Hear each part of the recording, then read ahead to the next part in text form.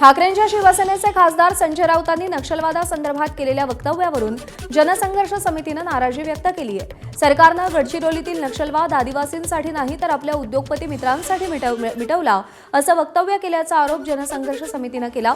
तर राऊतांचं हे वक्तव्य नक्षलपीडित आदिवासी आणि नक्षलवाद्यांशी लढणाऱ्या सुरक्षा दलांचा अवमान करणार आहे, त्यामुळे त्यांनी माफी मागावी अशी मागणी जनसंघर्ष समितीच्या दत्ता शिर्के यांनी केलेली आहे।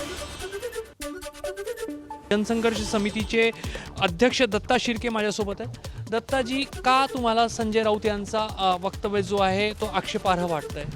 कसं आहे की तोंडात यायचं ते बोलायचं आणि सांगायचं हे चुकीचं आहे। कारण हा जो नक्षलवाद आहे हा आजचा नाही आहे, 40 वर्ष म्हणजे 4 दशक यांनी तिच्या आदिवासींनी हे भोगलेलं आहे। आणि नुसतं भोगलेलं नाही आहे तर त्याच्यामध्ये कित्येक तरी आदिवासींच्या हत्या झालेल्या आहे। त्यांचं एक प्रकारे बलिदानच आहे त्या सगळ्या गोष्टी। आणि ते त्याच्या पुढे गेलं तर हजारो आपले जवान शहीद झालेले आहे, त्यांनी पण याच्यासाठी बलिदान दिलं आहे। मग हे सगळं बलिदान असताना आणि एवढा मोठा लढा आज संपलेला आहे तर तुम्ही एक राजकीय विधान करून म्हणताय की हे उद्योगपतीसाठी आहे। मला सांगा, तुम्ही किती वेळा त्या भागामध्ये गेला, बघितले की परिस्थिती? एखाद्या तरी आदिवासींची जेव्हा हत्या झाली त्यांच्या घरी जाऊन बघा, मग तुम्हाला कळेल की हा नक्षलवाद संपला की नाही।